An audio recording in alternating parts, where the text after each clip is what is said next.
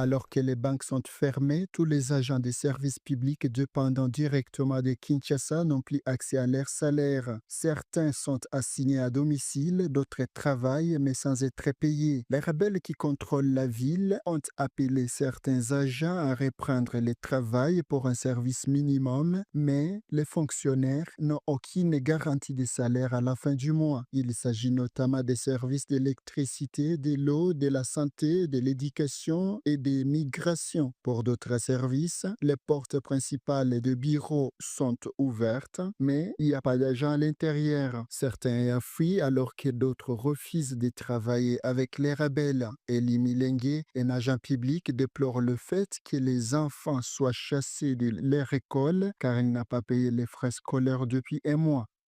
La situation vécue actuellement comme les agents de l'État est mal organisée.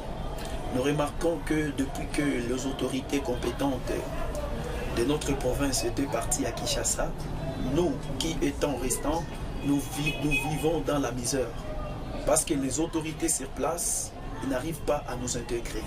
Et une fois être intégrés par les autorités sur place, le Kinshasa nous regarde comme le traître. Alors que nous vivons vraiment dans une situation sous le sable.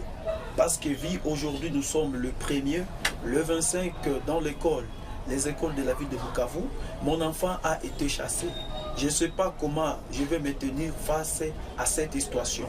Et l'argent qu'on touchait qui pourrait nous aider n'arrive pas dans notre compte. Selon Ale Moutiki, rapporteur provincial de la nouvelle dynamique de la société civile, plus de 3000 fonctionnaires de l'État congolais ne touchent plus leur salaire de base ni prime au Sud Kivu. Il déplore la situation que traversent les agents de l'État dans la zone sous contrôle des rebelles du 23. La situation est tellement compliquée.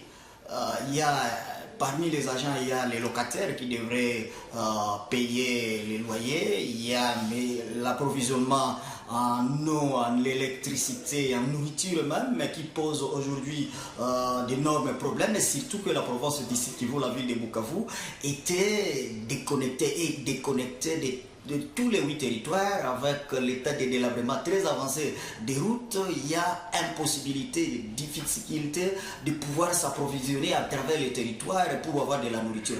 Stéphie Mukandikwa, experte en économie dans la ville de Bukavu, parle d'un chaos total. Elle appelle la population à recourir à l'argent mobile en attendant qu'une solution soit trouvée. Maintenant qu'il n'y a pas de feedback, je puis dire, il n'y a pas une opération retour, donc la banque, les coopératives et tout ce qui est lié au ravitaillement de la monnaie, ça ne tient pas.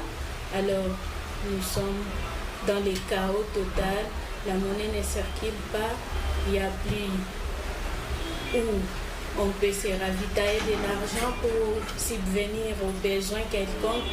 Pour ceux-là qui sont entrés des frais, bon, je les suggérerais de faire toujours, de recourir toujours aux digitalisations.